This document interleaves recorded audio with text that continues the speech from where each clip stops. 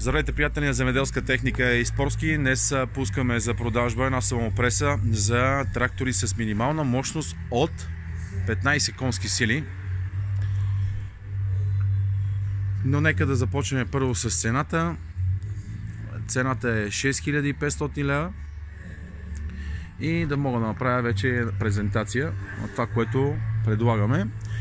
Малкият подбирач, т.е. какво означава малкия? Един от най-малките, около 100 см. Идеално решение за високопланинските терени и също така и за равнинните.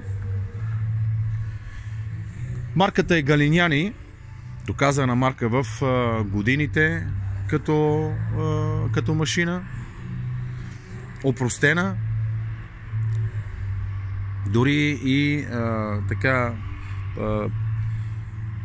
прохождащите фермери могат да се справят чудесно с този модел.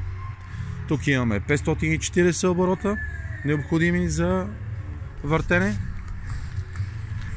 Помежду другото, машината разполага и с много предпазни болтове за против чупване, така да кажем, на машината. И имаме доста безопасни болтове. Тук имаме двойна вилица, това означава, че и е продуктивна.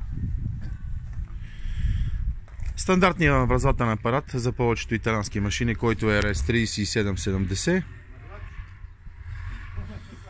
От тук вече виждаме, че и камерата, т.е. балата е не от най-малките, но не от най-големите. Среден, така стандартен размер.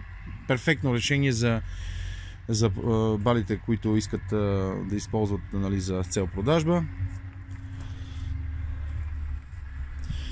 Доста от консумативи са сменени по машината, но това ще се обясни на място, както и се вземе един безплатен обучителен курс от нас.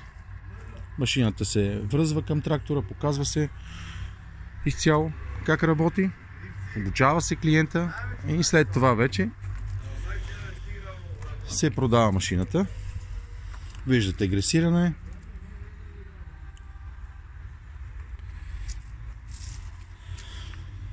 Ширината ѝ е доста по-тясна от колкото останалите машини. Виждате, колелото е даже прибрано в вътрешната част на машината. Перфектно решение за малки стопанства, с малки врати и така нататък. Машината може да влезе без никакви проблеми.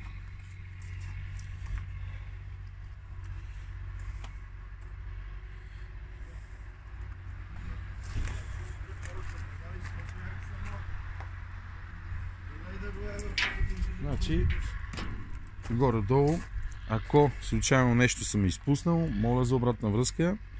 Напишете в коментарите, което ви интересува. С радост ще ви споделя.